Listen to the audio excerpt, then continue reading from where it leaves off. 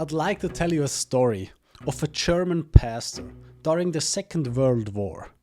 A pastor whose life's mission it was to bring the two opposing Christian churches at that time, the Reformed and the Catholics, closer together.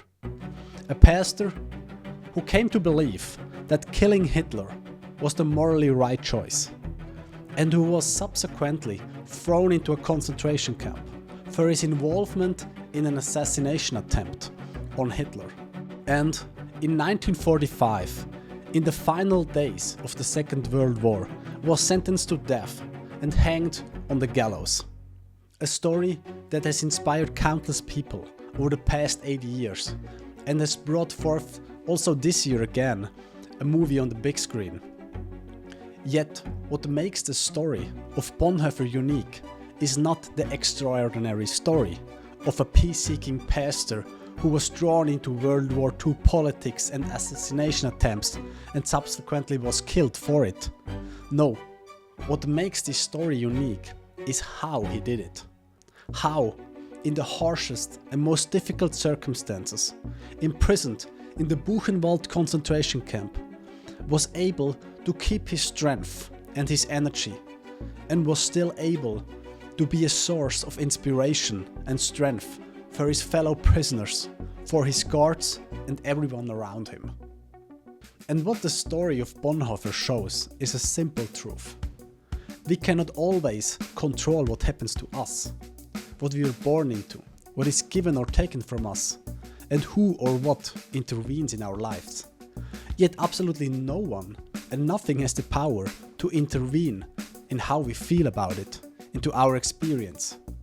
Our experience exists in an own dimension, untouchable by anything but ourselves, and which subsequently also can be exclusively constructed and shaped by us. Yet from this fact, an absurd question arises. If experience itself is constructed by us, and we clearly have the goal to feel as good as possible, why are we so often not doing so? And the answer is absurdly simple. We are simply not aware of it. We tend to see our experience as a reality. We see it as a given. And we tend to set our situation we are in and what we feel and experience along the way as one and the same. But by doing so, we bind our experience to the highs and lows in our life and become dependent on what we cannot control, the situations life throws us into. Yet the life of Bonhoeffer tells us otherwise, that it doesn't have to be this way. Yet even when we break the spell and realize that our experience is not reality itself, we lack the knowledge of how to change it, how to effectively process and forge our experience.